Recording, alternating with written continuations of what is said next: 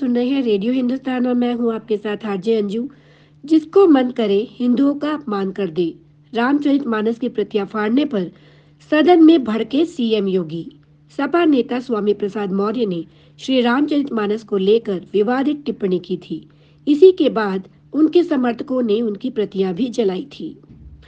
प्रदेश में चल रहे यूपी विधानसभा सत्र में शनिवार को सीएम योगी आदित्यनाथ ने रामचरितमानस विवाद पर सपा को घेरा और कहा कि अवधी और बुंदेलखंडी के लिखे शब्द ताड़ना और शूद्र का गलत मतलब निकाला गया।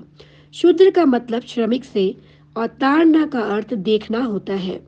तुलसीदास के रामचरितमानस को कुछ लोगों ने फाड़ने का काम किया। यही घटना अगर किसी दूसरे मजहब के साथ होती तो देखते क्या होता। सीएम योगी ने कहा, धार्मिक ग्रंथ रामचरितमानस तुलसीदास ने जिस कालखंड में लिखा उसमें उन्होंने एक ग्रंथ से समाज को जोड़ दिया था, मगर आज कुछ लोगों ने रामचरितमानस को फाड़ने का प्रयास किया है। जिसकी मर्जी आए हिंदुओं का अपमान कर दे। उन्होंने कहा, मैं मॉरिशस में प्रवासी भारतीय के आयोजन में गया था। मैंने उनसे पूछा कि क्या आपके पास कोई धरोहर है। उन्होंने रामचरितमानस को दिखाया। मैंने पूछा कि आपको पढ़ना आता है। उन्होंने कहा कि हम पढ़ना नहीं जानते, लेकिन यही हमारी विरासत है। हम जानते हैं कि रामचरितमानस अवधी में रची गई। क्या उसके शब्दों का सही मतलब भी इन्हें पता है? ऐसा उन्होंने सपा के लिए कहा। सीएम योगी ने आगे कहा, सपा कार्यालय के बाहर पोस्टर लग रहे हैं, क्या ये सही है? वे कृष्ण की धरती को क्या समझते हैं? ये कृष्ण की धरती है, संगम की धरती है, राम की धरती है।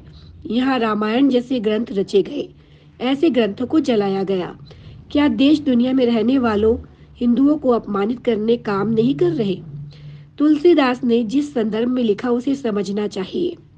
बता दें कि पिछले करीब 1.5 महीने से सपा के राष्ट्रीय महासचिव स्वामी प्रसाद मौर्य रामचरितमानस का विवादित टिप्पणी करते हुए नजर आ रहे हैं। लगातार वे इस पर विवादित टिप्पणी कर रहे हैं।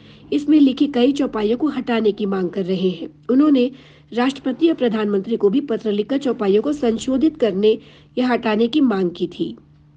इस मामले को लगातार हवा देने के लिए सपा द्वारा विवादित पोस्टर सपा कार्यालय के बाहर लगाए जा रहे हैं और चौपाइयों को हटाने की मांग लगातार की जा रही है।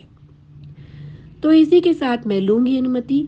रेडियो न्यूज में देश विदेशों की अन्य खबरें जानने के लिए हमारे साथ रेडियो हिंदुस्तान पर बने रहिए।